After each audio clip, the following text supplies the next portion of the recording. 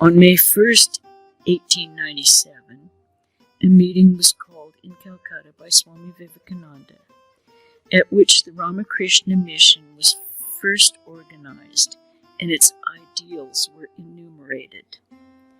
After the meeting, one of Swamiji's brother disciples questioned whether these ideas were compatible with the teachings of Sri Ramakrishna or not.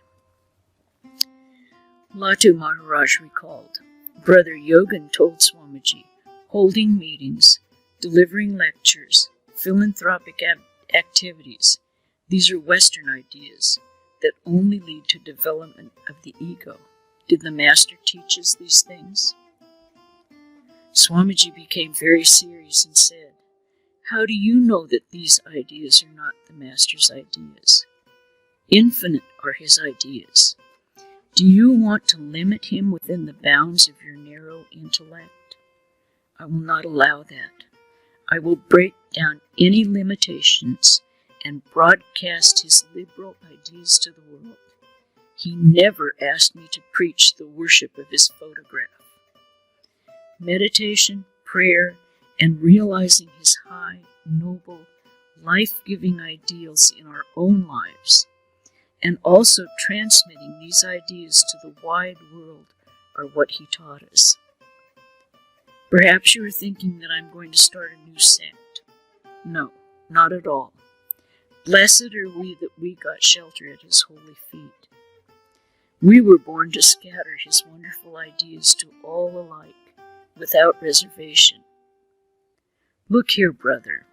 I have felt his grace many, many times.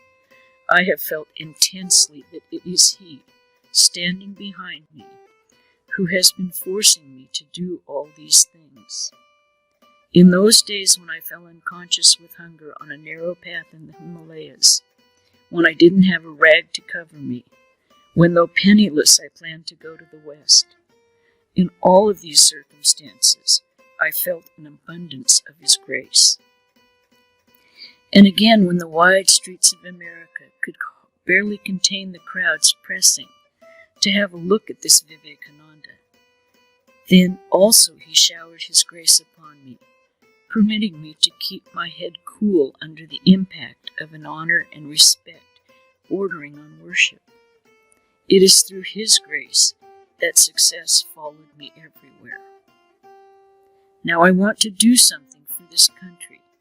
Give up your doubts and help me in this work.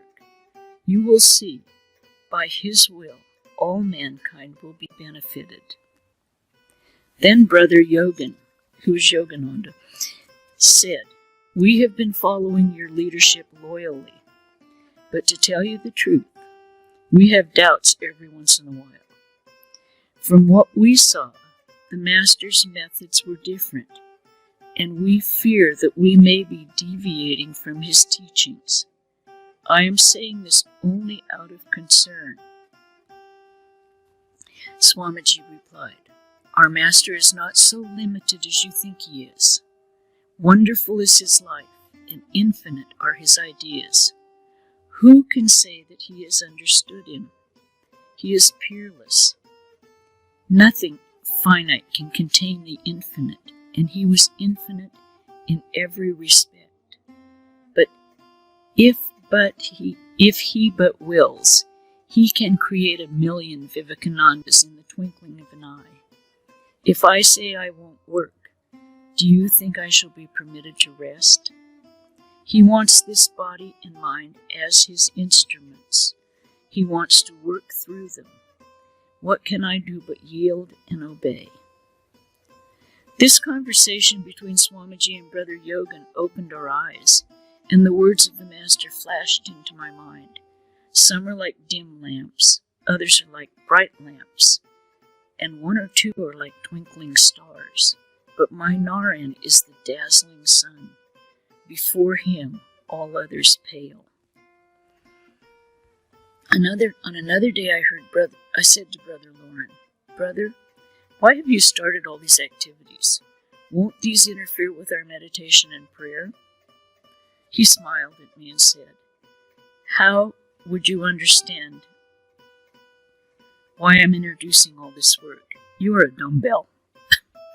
At the sight of Ka, you shed tears like Prahlada.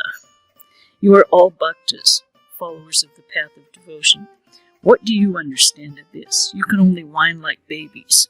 You think you can attain salvation through crying, that on the last day the Master will come and take you to heaven, and there you will enjoy to your heart's content. But those who are studying the scriptures for knowledge, who are working to educate people in the path of righteousness and serve the diseased and distressed, will all go to hell because all these works are Maya. What a grand idea! That to do good to mankind is an unnecessary bother, and that one cannot attain God through these troublesome activities. This is your view, isn't it? As if God realization were very easy. You call on God and here he comes. Does God appear before the man who merely places his picture on an altar and throws a few flowers before him? Tell me that. I was dumbfounded. Another brother disciple lisped a few words in continuation of my thought and got a cutting snub. Swamiji continued, what you call devotion is sentimental nonsense that only weakens a man. Who cares for that kind of devotion? I have no faith in devotion which makes a man so self-centered, so busy with his own personal salvation, that his heart will not go out to others. I am ready to go to hell 1,000 times to make a genuine man. Yet I would not want to go to heaven through the door of devotion such as yours.